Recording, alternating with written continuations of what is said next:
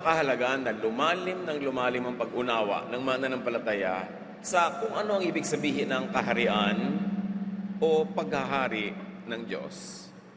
The kingdom of God is a very rich idea.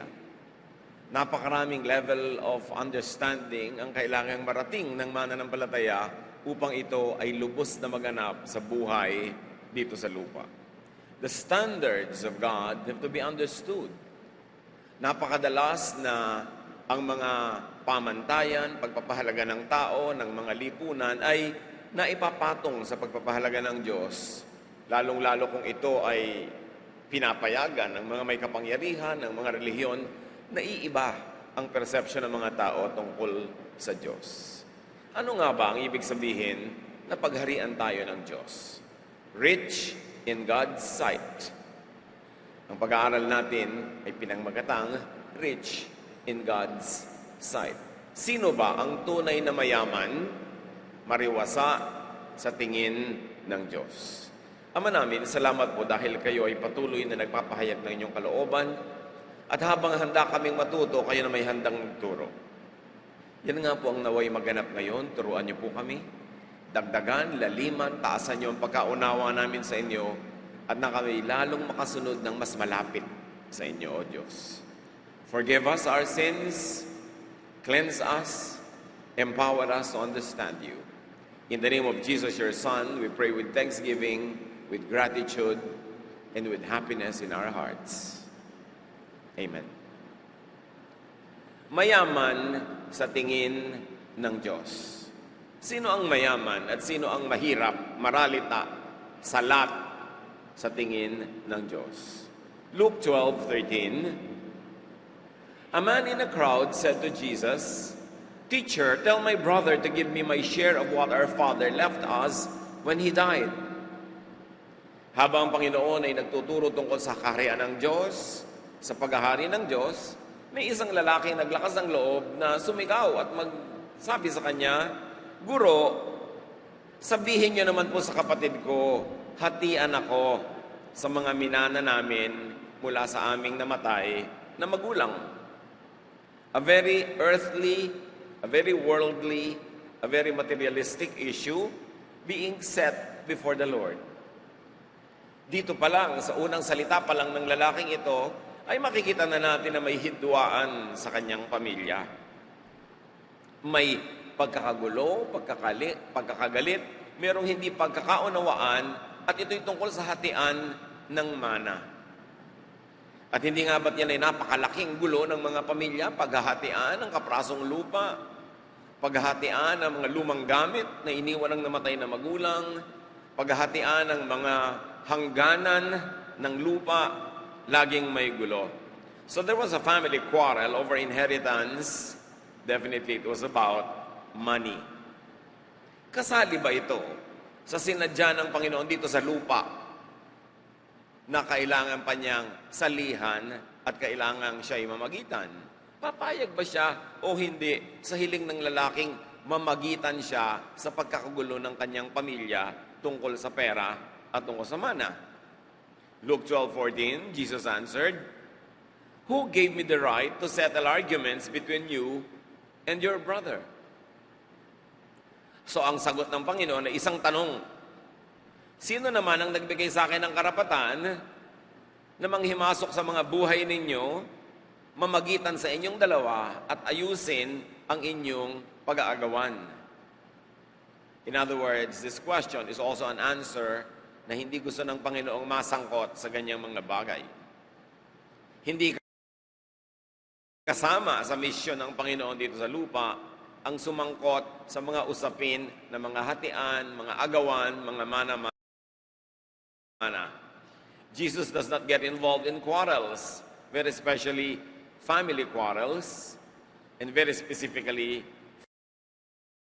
family quarrels over money. Agad-agad, merong lesson tayong matututunan sa ating pang-araw-araw na buhay that spiritual leaders should not get involved in quarrels, especially to arbitrate in quarrels and to judge and be perceived as taking sides in quarrels. Napakatalino ng desisyon ng Panginoon na hindi sumali sa ganung mga usapin. Kasi siyempre, kung may dalawang nag-aaway, pagka ikaw ay pumagitna, meron at meron kang kakampihan. Yung kakampihan mo man ay batay sa iyong emosyon, o bagay sa iyong katwiran, o nakabatay sa batas, ano man yun, merong matatalo at may mananalo, may kakampihan ka. Then Jesus would lose his spiritual neutrality. Yung natutuwa dahil siya ay kumampi, hindi naman ibig sabihin magiging believer na yon. Meron naman ganun natutuwa lang, pero hanggang doon na lang. Pero yung hindi matutuwa dahil hindi nakampihan, ang hirap lalo na maging believer. Doon sa tunay at sa mahalagang mensahe ni Jesus. In other words, hindi papayag si Jesus na yung laki, yung ganda, yung lawak at halaga ng kanyang mensahe matakpan ng napakababaw at maliit na bagay tulad ng pagkakagalit ng mga magkakapatid. So hindi siya lumahok sa usapan. And immediately when you apply this in church life today, church members should not involve their leaders, especially their pastors, in their quarrels. May mga ganyan, pupunta sa pastor, pastor, tulungan niyo naman po akong singilin ng utang sa akin ni sister ganon, ni brother ganon. Teka, bakit? Kasali ba ako nung nag-utangan kayo? Hindi po. Ba't ngayong singilan, isasali mo ako? Gusto mo ko maging taga-singil? Maging credit and collection agency? Gusto mong kampihan kita? Gamitin ng moral authority and organizational persuasion para yung kagustuhan mo ang matupad. No, no, no, no. Sa example ni Jesus, hindi siya sumali dyan. And it must be the wisest decision for people to take even now. Kahit sa mga alitan ng mga kapatiran, hindi tayo dapat lumahok at hindi ka dapat mangusga at kumampi sa isa at lumaban sa isa. Stay neutral. Saan po natin dadalhin ang mga ganyang alitan? Well, kung yan ay legal matter, bring it to legal people. Let it be settled legally. Pwede kang mahumingi ng legal advice. Pero yung mga legal matter, political matter, financial matter, hindi dapat isangkot ang ating mga spiritual leaders para hindi mawawala ang kanilang neutrality at sila ay magiging leader of all, not only of those na magmumukhang kinakampihan nila. Sobrang halaga ang mensahe ni Lord, the kingdom of God, salvation, godliness, na hindi niya papayagang yun ay matakpan, magulo, mapalabnaw ng mga bagay na panglupa. Hindi naman sa hindi mahalaga na ayusin ang mga ganitong usapin, pero hindi dapat ipinaayos sa ating spiritual leaders. Hindi naman sa hindi mahalaga na ayusin ang mga ganitong usapin, pero hindi dapat ipinaayos sa ating spiritual leaders. 15. Then he said to the crowd, don't be greedy. Owning a lot of things won't make your life safe. Sabi, huwag kayong maging mga sakim. Ang pagiging payapa, ang pagiging ligtas ng buhay mo ay hindi nakasalalay sa dami ng iyong ari-arian. Tinatangkilik, kinakamkam, at nagiging sayo. Hindi natin alam at hindi naman ipinaliwanag ang background ng kwento kung sino ba ang naapi. Ito bang humihingi ng tulong o tama lang na yung nangyari sa kanilang hatian, baka may utang siya sa kanyang kapatid, kaya hindi na siya hinatian nung naghati-hati ng mana, wala na dahil may utang siya. Hindi natin alam. Pero meron ditong tinuturoan ng Panginoon. Siya man o yung kanyang kapatid o pareho man sila o lahat ng nanonood, dahil nangyayari naman sa buhay at buhay natin yan Sabi niya, huwag kayong mga maging sakim. Huwag kayong matakaw. Hindi nadadaan sa dami ng kinakain ng iyong kalusugan at hindi rin nadadaan sa dami ng nagiging sayo ang seguridad ng iyong buhay. Meron pa nga ng iyong kalusugan at hindi rin nadadaan sa dami ng nagiging sayo ang seguridad ng iyong buhay. Meron pa nga, kumakapit tayo sa mga pamamaraang hindi makadiyos, nagiging tuso, nilalamangan natin ang ating kapwa, maging mga sarili nating kapatid. Pero sabi ni Lord, hindi dyan dinadaan ang seguridad. And of course, indirectly, but very clearly, He was teaching, do not destroy family relations just for money.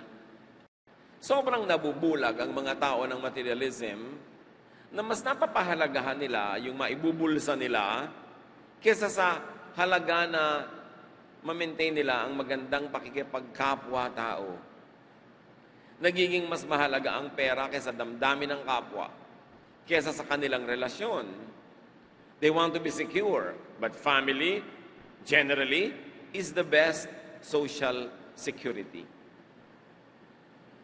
Minsan, naagawan mo ang iyong kapatid para lang meron kang pera sa bulsa, pampagamot kung magkasakit ka, pangtugon pag nagkaroon ka ng pangangailangan, pero hindi mo alam na mas malaking seguridad yung may mga nagmamahal sa'yo, may pagtingin sa'yo, may paggalang sa'yo na dumating ang panahong nangailangan ka, hindi lang pera ang pwedeng ipangtulong, pati alaga. Ikaw ba, may sakaling pera, pero nakaaway mo naman lahat ng mga kamag-anak mo, aalagaan ka ba naman ng pera na yun? Pwede yung maibili ng gamot, pwede yung maibili ng ataul, pero hihimasing ka ba nun? Hahagurin ka ba nun? Hindi. Nabubulag ang maraming tao na parang pera na lang ang mahalaga. Bagamat mahalaga. Pero ka lang ginawa sa tao, kung siya'y mabuti, higit pa nga doon ang sinusukli sa iyo eh. Kesa sa kikitain mong interes sa bangko. Huwag tayo magpabulag. Huwag tayo magpadala sa sobrang uso na puro pera. Sabi ni Jesus, security is not in what you have, in terms of money. But it is in what you have in terms of goodwill among people, and very especially, goodwill as far as God is concerned. Pag ayaw kang pagpalain ng Panginoon, kahit ang dami mong pera, hindi pa rin yan magiging pagpapala. Pero pag gusto kang pagpalain ng Panginoon, kahit ang konti ng pera mo, kung saan-saan dumadaan, galing kung saan-saan ang dumadating. Luke 12:16-21, sa pagpapatuloy ni Jesus. So Jesus told them this story. A rich man's farm produced a big crop. And he said to himself, what can I do? I don't have a place large enough to store everything. Later he said, now I'll know what to do. I'll tear down my barns and build bigger ones where I can store all my grain and other goods. Then I'll say to myself, you have stored up enough good things to last for years to come. Live it up, drink, eat, and enjoy yourself. But God said to him, you fool, tonight you will die. Then who will get what you have stored up? This is what happens to people who store up everything for themselves, but are poor in the sight of God. Hindi nakasya sa mga bangan, hindi nakasya sa mga taguan, hindi nakasya sa mga storage. So alam ko na, gigibain ko itong mga maliliit kong mga bodega, magpapagawa ako ng mas malalaki, at pag punong-puno na yon, sasabihin ko sa sarili ko, aba, mag-relax ka na. Ang dami-dami mo ng kayamanan. Kumain ka ng masarap, uminom ka ng masarap, at magpasasa ka sa buhay. Pero sabi ng Diyos, sino naman ang may sabi sa iyo na mabubuhay ka ng ganong kahaba para pakinabangan yung mga inipon mo? Ngayong gabi, mamamatay ka. Kanino kaya mapupunta ang pinaghirapan mo? At sabi ng Panginoon, ganito ang mangyayari sa lahat ng taong ang yaman ay pera lang, pero walang yaman sa tingin ng Diyos. Walang yaman sa kaban ng langit. Walang inimpok sa heavenly bank account. Bago natin ma-misinterpret si Jesus, linawin natin ilang bagay, hindi siya kontra sa pagtatanim ng marami. Hindi niya ayaw yung umaani ng marami. Hindi niya ayaw yung nagpapagawa ng maraming bodega para itago ang mga kayamanan. Hindi niya ayaw yung i-enjoy ka, uminom ka ng masarap, kumain ka ng masarap. Pero isa ang malinaw na ayaw niya dito, na ang dami mong inani, ang dami mong naipon, meron kang pwedeng enjoyin, pero hindi sa paraan na nakakalugod sa Kanya. Na mayaman ka sa tingin ng tao, pero sa tingin ng Diyos, hindi. Baka ang tingin pa nga ng Diyos sa'yo, magnanakaw. Nakahanga-hanga ka sa tingin ng lahat, pero ang Diyos walang hanga. So niya, alam ko naman ang ginawa mo para ka magkapera eh. Alam kong ginawa mong pandaraya sa lahat ng bumili sa'yo ng mga paninda, dinaya mo kada timbang, tiki-tikis ang guhit, pero sa dinami-rami, ang dami mo na tuloy na ipon, pero galing saan? Baka hindi ka nagpapasweldo ng tama sa mga manggagawa, kaya ang daming sobra ng iyong production. Baka hindi ka malang nagbigay sa mga nagugutom. Hindi ka nagbigay sa mga humihingi sa iyo. Ang dami mo tuloy sobra. So hindi hanga ang Diyos sa ganong sobra. Huwag na huwag nating iisipin na ayaw ng Diyos na marami tayong sobra, na tayong maraming bodega. No. Pero paano mo ginawa? Ano ang ibinayad mo in terms of spirituality para ang kapalit lang ay material na bagay? Ano mga sugat ang ibinibigay mo sa iyong kaluluwa para lang mapuno ang iyong bulsa? Ngayon, kung napupuno mo ang iyong bulsa dahil sa honest labor na pinagpapala ng Diyos, walang kaso yun, maganda nga yun eh. Gusto rin nga ng Panginoon yun para sumobra-sobra ang iyong kayamanan, hindi lang para sa sarili mong pag-enjoy, kundi para may maipamigay ka pa sa iba na mga may sakit, mahihirap, hindi kayang pakanin ng mga sarili nila. But at what price do we try to gain material wealth? So niyang ganyan-ganyan ang mangyayari sa mga taong walang inisip kundi ang sarili, hindi naman nagkakaroon ng chance enjoyin ang kanilang kayamanan. At yung hindi pagkakaroon ng pagkakataong ma-enjoy yun, either binawian ka ng buhay ng maaga o mahaba nga buhay mo pero hindi mo naman pwedeng kainin yung mga gusto mo dahil sa iyong kalusugan. O kaya ay pwede mo naman kainin pero wala ka namang gana. O kaya ay ang laki-laki nga ng kama mo pero hindi ka nun makatulog. Ang sarap-sarap ng pagkain, walang gana. Napakaraming paraan para tayo maharangan ng langit para ma-enjoy ang maraming bagay. Meanwhile, kung natutuwa sa iyo ang Diyos, kahit ang kinakain mo lang ay napakasimple, yung binibigyan ka ng gana, ng kasiyahan, may kasalo ka pa, masaya kayo kahit konti, daig mo pa ang mayaman. Pero tandaan nyo, kung mayaman ka na, sarap-sarapan ng pagkain, masaya ka pa, may kasama ka pa dahil mabait ka, yun ang doble-dobleng pagpapala. Na kumita ng malaki, laging piliin na makapag-impok, na makapag-enjoy. Pero kung kailangan mo na ngayong mamili, dito at dun sa hindi naman matutuwa ang Diyos sa gagawin mo, huwag ka nalang malito kapatid. Ang bigyan mo ng kasiyahan ay ang Diyos na pwedeng magbalik sa iyo sa maraming paraan, sa maraming porte, hugis ng mga pagpapala. Do not sacrifice your relationship with God and with other people.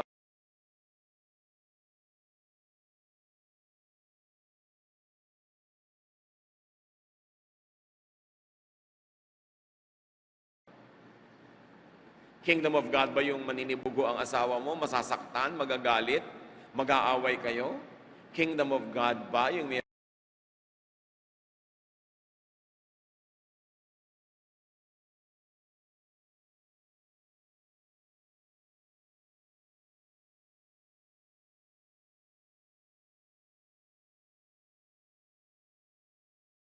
nakikipag-flirt ka kung kani-kanino na di mo naman asawa, lalo't may asawa ka o may asawa siya? Is that the kingdom of God? Unawain natin what it means to seek first the kingdom of God. Hindi yung mga earthly pleasures ang uunahin, mga bisyo, mga luho, mga gusto na naglalayo sa iyo sa Diyos. Wala kang kinabukasan dyan. Magpalusot ka man at magmukha man na nakinabang ka sa buong buhay na ito, hindi ka ba mamamatay at hindi ka mahaharap sa Diyos? Yan ang sinasabi ni Jesus, seek first His kingdom of God and His righteousness. So itatanong mo, na ito, hindi ka ba mamamatay at hindi ka mahaharap sa Diyos? Yan ang sinasabi ni Jesus, seek first His kingdom of God and His righteousness. So itatanong mo, Righteousness ba ni Jesus itong gagawin ko na ito? Gagawa ako ng masama para ako lang ang manalo, para ako magkapera. Righteousness ba to o evil? Lagyan mo lang ng mga tamang tag. Hindi na tayo malilito. Seek first His kingdom and His righteousness, and all these things will be added unto you. Idadagdag din sa gusto. Maaaring hindi naman dinagdag sa'yo ay isang adulterous relationship na gusto mo noon. Pero yung hinahangad mong saya, happiness, maaaring yun na ibigay sa'yo. The rich in God's sight, mamaya, ang audience na niya, kung sino man yung gusto niyang ligawan o kung sino man yung lalaking nagugustuhan niya kung siya ay babae. Sino ang audience natin? Lahat tayo may audience eh. Pagka nagpe-Facebook ka, nagpo-post, sino audience mo? Ipopost mo doon, ako, nasa isang napakaganda kang hotel. Lalangoy-langoy ka sa napakagandang pool. Sinong audience mo? Yung mga kababata mong umapi sa'yo nung araw na hindi mo pa na-afford ng ganito mga bagay? Kaya lagay ka ng lagay, look at me now. At ang kanta mo, if you could see me now. Kita mo ako ngayon, nagbabakasyon na ako dito, nag-aeroplano na ako, ganito. Sino audience? Sinong audience mo pagka gumagawa ka ng mga magagandang mga drawing? Sino ini-impress? Pag susulat-sulat ka ng tula-tula ng konti, sabi mo, look, makata ako. Sinong audience mo?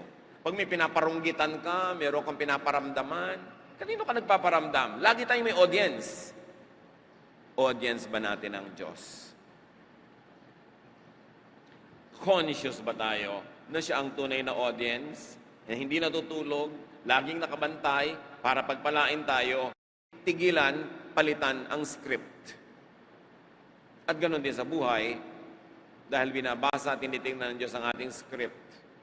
Kung hindi mo nakikita ang pinagpapalaan niya, ikinululugod niya, palitan.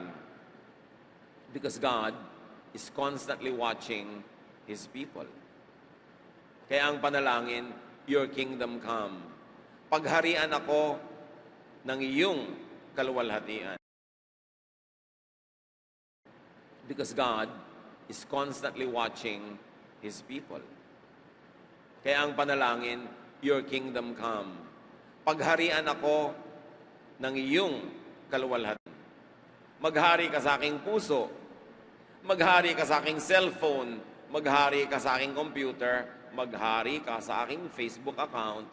Sa aking Twitter, kung saan man, naghahari ba ang Diyos? Paano natin ginagamit ang mga bagay na ito? Nagagamit ba ng Diyos para palawakin ang kanyang kaluwalhatian, ang kanyang kaharian? O si Satan ang nakikinabang? Napakaraming deception. Matthew 6:11-12, give us today our daily bread, and forgive us our debts, as we have also forgiven our debtors. In the context of this prayer, the rich in God's sight are the ones who are forgiven and forgiving.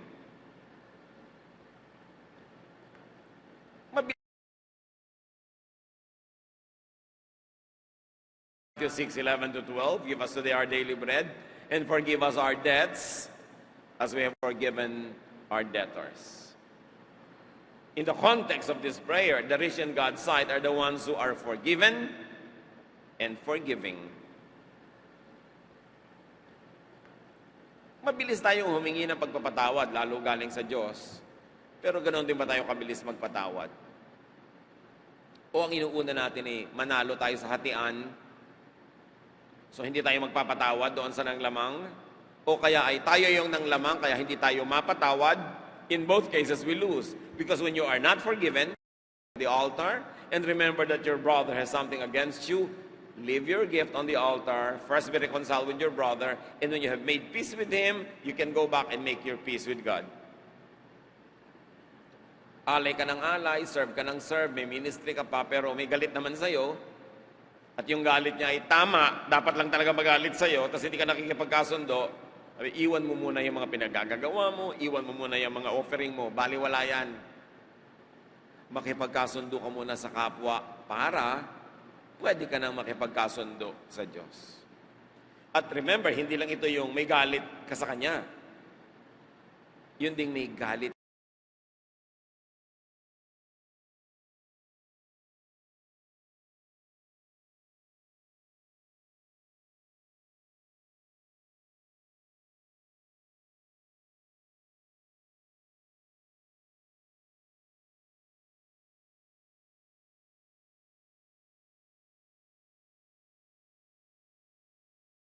In you. Kaya maraming tao, relihiyoso, pero hindi pa rin pinaghaharian ng Diyos. Hindi pa rin nagkakaroon ng kapayapaan, ng katahimikan. Kasi nadadaya ni Satanas sa maliliit na detalye ng buhay. Kasi hindi si Lord ang naghahari sa kanyang mga gawa araw-araw. Dapat mayaman tayo sa tingin ng Diyos. And the rich in God's sight are the ones who are led away from temptation. And in the case of that man, the temptation to be greedy. Ang temptation na hindi lang yung naaakit ka sa magandang katawan ng tao. Akala mo yun na lang. Dapat ang panalo. Laging ikaw ang wise. Laging ikaw ang kahanga-hanga. Lalong walang hahanga sa iyo. Alam niyo yung mga taong pinipilit maging kahanga-hanga, mas wala namang humahanga dun eh. Kailangan natural lang na kahanga-hanga ka. Effortless, kahanga-hanga ka. Doon ka mahangaan. Pero yung trying hard ka, at para ka lang to, if not materially, definitely, spiritually, and emotionally, because the kingdom of God is in them. Pag inuna mo yon na maluwalhati ang Diyos, masunod ang Diyos, sabi ni Lord, all this will be added to you. Lahat ng hinahangad mo, maring hindi in its actual form, color, or shape, pero yung hinahangad mong ligaya, kasiyahan, saya, sa likod ng mga bagay na yon, hindi man yung mga bagay na yon ibigay sa iyo, matatanggap mo rin in better form because God knows what you really want and what you really need. But seek first His kingdom and His righteousness. Huwag isa-isang tabi ang kabutihan, kagandahang loob para lang tayo manalo sa agawan. Kasi manalo ka man, sabi ni Lord, hindi mo rin naman ma-enjoy yan pag di kita pinayagan na ma-enjoy yan. So lead us not into temptation. At dagdagan nyo, temptation to be greedy. Temptation to always win. Temptation na lagi magpasikat. Hindi yun nangyayari. At sabi sa Matthew 6:14 to 15, for if you forgive other people when they sin against you, your heavenly Father also will forgive you. But if you do not forgive others their sins, your Father will not forgive your sins. Gaano natin kadalas naaalala bago ka humingi ng tawad sa Diyos. Huwag natin gawin ang mga dasal natin na mechanical, nearly memorized, if not really memorized. Formula. Ang dasal, laging humihingi ng tawad, pero kahit mamalat ka ng kahihingi ng tawad, ang dasal, laging humihingi ng tawad, pero kahit mamalat ka ng kahihingi ng tawad, may hindi ka pinapatawad sa puso mo, walang talab, sayang lang. Ang gawin nating goal ay pagharian ng Diyos ang ating puso, hindi yung mukha tayong maka-Diyos sa panglabas nating anyo. Kasi pag pinaghaharian ka ng Diyos sa iyong puso, mag-uupaw ang pagpapala that everybody will know and feel that you are blessed. May mga eroplano na nagka-crash dahil lang sa isang tornilyo na wala pala sa lugar nung pinatawad. Dun, kasasabihing mayaman, ang dami mo nang pinatawad. Yung iba ang listahan ng mga pautang. Ito kailangan kong singilin, ito kailangan kong singilin, ito kailangan kong singilin. Ngayon kung pautang na pera, dapat yung ang ilista dahil madalas nalilimutan niya ng may utang eh. Pero yung sa puso, yung galit mo, yung maniningil ka, maghihiganti ka, ang payamanin mo kapatid, ang paramihan mong listahan mga taong pinatawad mo, and you will be rich in God's sight. Because in spirituality, we are made rich by what we give away, and we can be made poor by what we selfishly keep. Bigan mo na, hindi mo tinutulungan, hindi actually kayamanan ng tingin ng Diyos sa iyo doon. Ang tingin niya doon, kasakiman. There is a time when owning a lot of things becomes a crime. And that is when you are surrounded by so many deprived people. How come that your heart is so hard? It is hard enough for you to maintain all of this without sharing them with people. Iba ang Diyos eh. Ang tao hanga-hanga, ang dami mong kayamanan. Pero alam ng Diyos kung paano ka yumaman at paano ka nananatiling mayaman, kahanga-hanga pa rin ba yun? Yun ang mahalaga. Isang napakalaking pagkukulang sa kapwa na ang dami-dami mong sobrang pera pero ang dami-daming sobrang nangangailangan. Katangian kaya yon sa tingin ng Diyos. Dapat tingnan natin ang lahat sa pananaw ng Diyos. The poor in God's eyes are the ones who do not forgive. The ones who do wrong just for money. The ones who are rich in money but poor in goodwill. Tingin natin mahirap, pero yung pala sa tingin ng Diyos, yun ang pinakamayaman. Meron namang mayaman sa tingin natin, mayaman pa rin sa tingin ng Diyos, hindi double blessing. Pero merong mayaman sa tingin natin, pero pobre sa tingin ng Diyos. God is the ultimate judge. Be rich in God's eyes. Be rich in goodness, in good deeds.